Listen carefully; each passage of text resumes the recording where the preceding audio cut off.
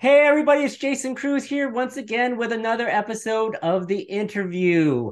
And this time we have Captain America here. Awesome. How great to start the weekend off. Randy Couture is here. PFL Challenger Series ends this Friday, as well as the new season starts April 1st. No fooling. No fooling at all. Yeah, First of all, Randy, how you feeling today? I'm doing great, man. Got into Orlando yesterday evening, getting ready for our last installment of the Challenger Series this season with the second chance fights coming up tomorrow night. So happy to be here and excited about seeing some great fights tomorrow. Now, so you are actually on the all celebrity panel, is that correct? That's right. I'm a judge for this one. Instead of being in the booth with Sean and Kenny commentating and all of that, this time they brought me in as a judge to kind of help them decide along with the fans, because the fans get a vote in the Challenger Series who deserves that contract out of the winners of these four fights. Okay, and so it's you, Kayla Harrison, and Wiz Hmm. Khalif. So which That's one of correct. you does not belong? Actually, you would be surprised at how good a kickboxer Wiz is. Now, I've have you actually taught him? sparred and What's I've that? sparred and trained with Wiz. He's very, very good. We train at Unbreakable in LA up there on Sunset. And Wiz is he came into us, very skinny, wanting to put on some mass and get a little bigger. And through the circuit training there and getting on the mat and doing some kickboxing and sparring, he's done just that. He's put on about 20 pounds and he looks great. And he's actually got some great technique. He's a long rangey guy. He's very athletic. He might surprise a lot of people in how good he is. So wait a minute. Are you now inferring that he is going to be in PFL Challenger Series 2024? I'm not saying that. I don't know if he wants to compete and actually get punched in the face, even though I have punched him in the face. Oh, okay. Uh, uh, Uh, and he's punched me in the face as well. It's gone both ways. So he's actually very good, but I don't know that he really wants to compete. I think he knows where his bread is buttered, and that's on the stage have you rapping for all of it. Have you taught him any of the Greco-Roman grappling stuff? I know he likes to do the Muay Thai, the Brazilian Jiu-Jitsu. Have you taught him anything? Well, certainly when we've sparred, he ends up in the clinch a lot because that's kind of my style. So I'm sure vicariously he's learned some of that stuff from me. He's long and rangy. He's definitely the type of striker that you want to close the distance on and get close to and not stand out there at range and take any of those long punches or kicks because he's definitely going to throw them at you. Okay, so you're telling me then that Wiz Khalif better fighter than Sam Darnold, former celebrity judge Sam Darnold. I don't know. Never seen Sam on the mat. Okay. Well, so anyway, this is great. I know you originally from the Northwest. I am here up here in Seattle, Washington. Oh, I, okay.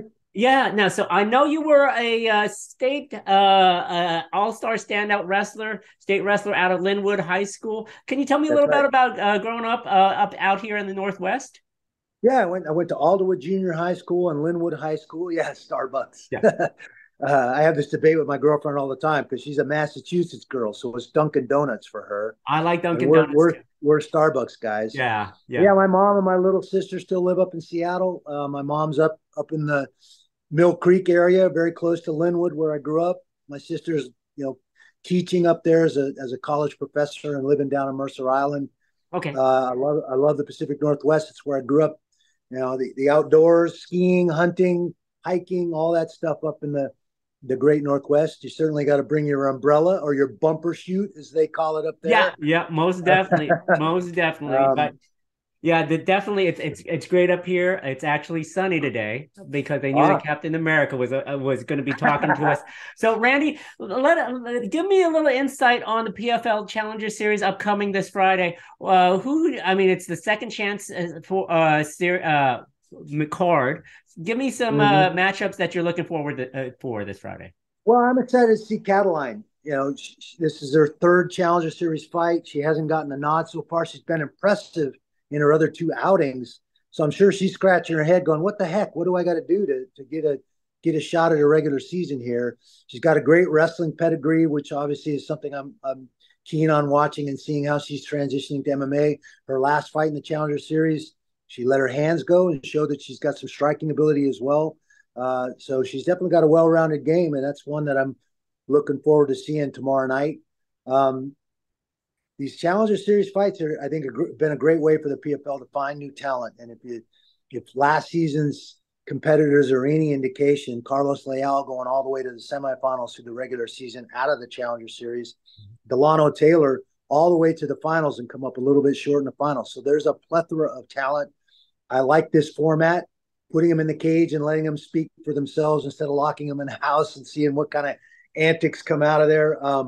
So I kind of like the way this is giving the fans a vote. I think is a very cool thing the Challenger Series has done too, and that fan vote counts just as much as my vote does. So I think that's remarkable. I think we have very, very smart, loyal fans. They understand exactly what they're looking at, and I think that's something that the PFL has done very, very good at. Now this season has seemed to be not denigrating any other season, but it just seems like this season has been a lot more competitive. You got a lot of great performances: Brian Zerker, Thad Jean, Amanda Yeah, Levy, all these people, and then like there are other people who didn't get there, but had a chance. Like I think of Kayla Harrison's protege Michelle Montague, who had a really yeah. great showing. Um, is there, out of all any of these winners, is there anyone you think that can be somebody like a Delano Taylor that can make it all the way to New York this fall? That'll be interesting to see. This is a grind, and I think these athletes figure out as soon as they sign up for the PFL. I mean, you're going to fight 4 times in the next 5 months, starting in April, to get a crack at that $1,000,000 and that belt. So it's a little bit different format.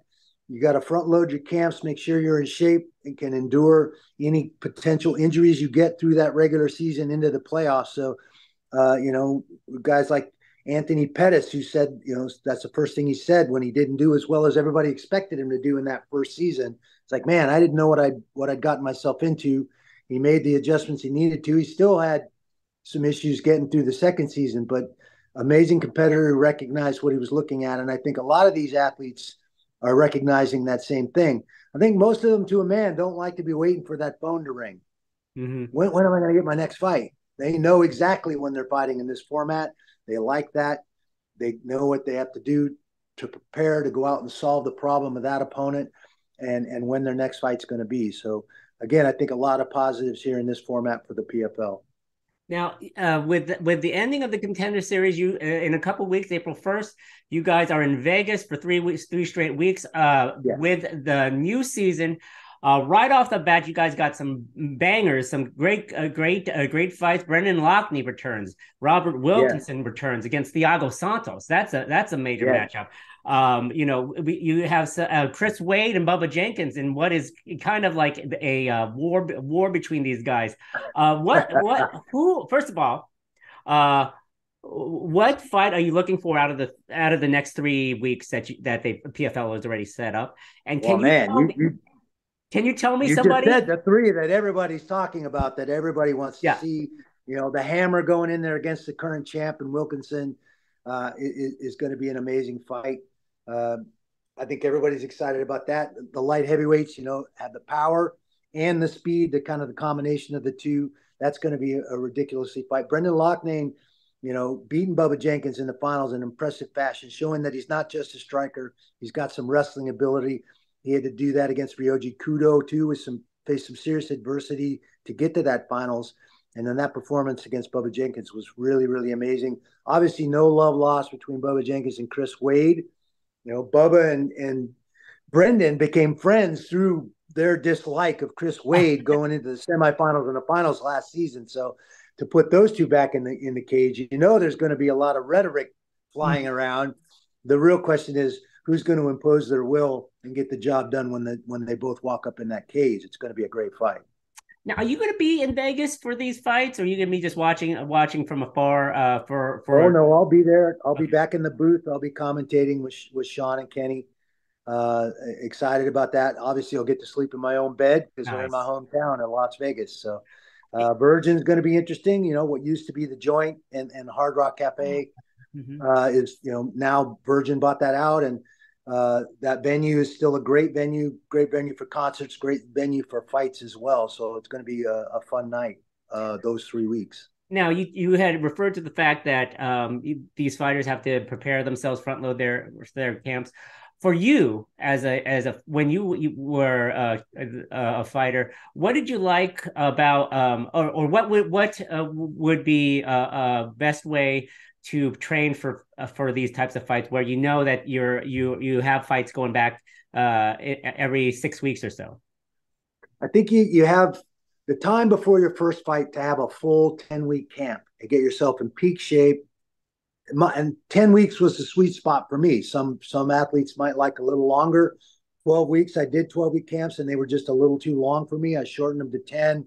The last 18 months of my fight career was the busiest I ever was. I fought 5 times in that 18 months. So I shortened my camps even a little more to 6 weeks to 7 weeks to be physically and mentally peak at the right time for those fights.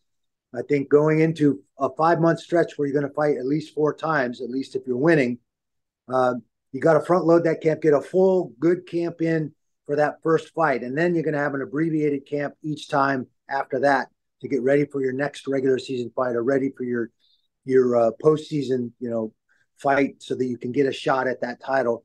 And then obviously you got a little bit of a break before you end up rolling into the finals, where you'll have almost a full camp going into that final. So I think that's the key, recognizing the adversity that's in front of you, having those modalities to recover and get ready to go again in 6 weeks after that first fight is the real challenge. So addressing any dings, and might be a small cut, might be you tweaked a knee or bruised your foot kicking somebody. Those are things you have to take care of so that you can go out and at least operate close to 100% for that second regular season fight and then that playoff fight after that. How do you address a rest during these times versus actively still training and such like that? Yeah, I think that's a big factor, and a lot of athletes fail to recognize that the rest they get is just as important as that hard work that they're putting out on the mat or in the cage in preparation. You've got to let your body recover. A lot of guys wonder why on Saturday night they know they did a hard, great camp, and then they wonder why their legs aren't there. Sometimes that can be nerves and adrenaline, but a lot of times it's overtraining. So finding that fine line between overdoing it and underdoing it, you want to be right in that sweet spot, both emotionally energized properly and physically prepared properly. And rest is a huge piece of that. That's definitely rest is something that people do not take enough of. But we are here with Randy Couture. Thank you so much for your time. A little bit of a serious question.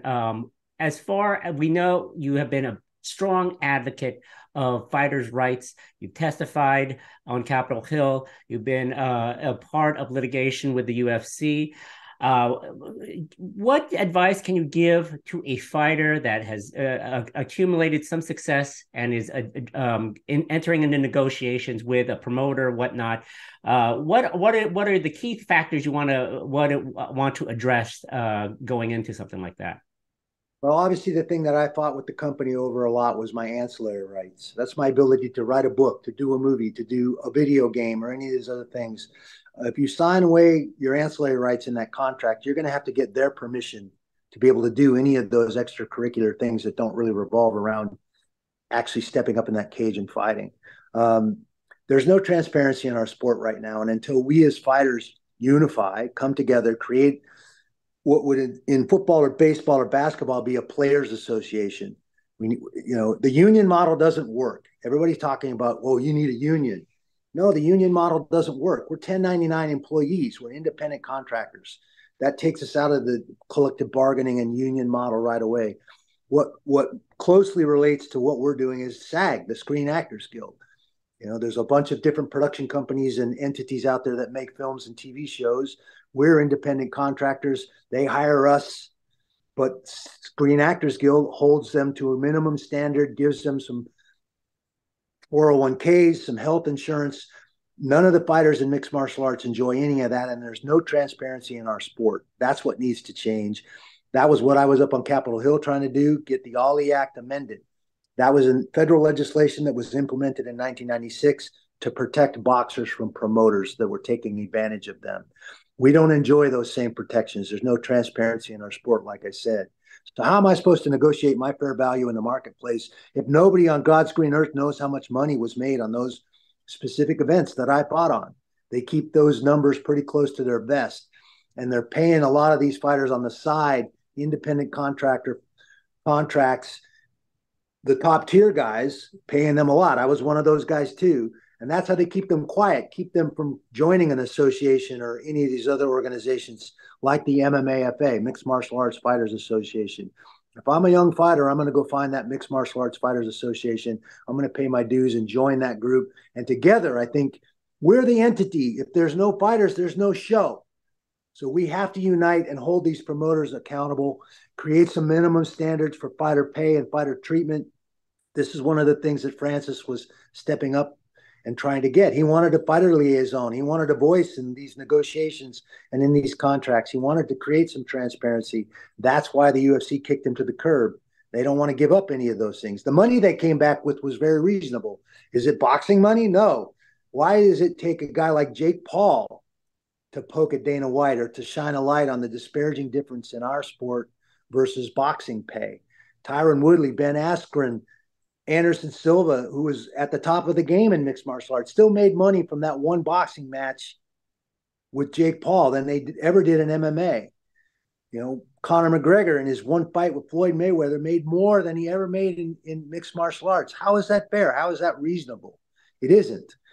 These promoters are raking it in and they're using the fighters to do that, and that has to change. That's the one area in our sport where I think we need to grow. We need to continue to move forward. You know, the sport's exploded. It's the biggest sport on the globe right now, and that's the one area I think we need to stand up for ourselves. So I'm proud of Francis for standing up for himself. Yeah, they threw a lot of money at him, but it was those other things that he wanted to stand up for and stick to that they weren't willing to give. So that's where we're at, and I think eventually we'll get there, but it's going to take top tier fighters, a guy like John Jones, a guy like Conor McGregor. Conor had the opportunity to literally change the sport when he got his boxing license in California. That rendered his contract with the UFC null and void because of the Muhammad Ali Act. He could have held the UFC's feet to the fire. Instead, he chose not to burn that bridge and to bring them into that boxing match and give them their percentage of whatever he made. And when he could have gone the other way and made an example of what's really going on in our sport and shined a bigger light on the situation. So that's the state of things, in my opinion. That's what we need to do as fighters. And if I'm a young fighter, I'm looking for a fighters association like the MMAFA to join, and together we're going to hold these promoters accountable. Well, Randy, very insightful information there. I thank you greatly for that. Captain America, Randy Couture, thank you so much. PFL Challenger Series on Friday. And PFL starts off with a bang in Vegas, Randy Couture's home, although he's originally from the Northwest. That's right. April 1, the first 3 weeks in April. Don't miss it. Randy, thank you so much. It was a pleasure. Thanks, man. Appreciate you having me on. Have a good one. Bye-bye. Be well.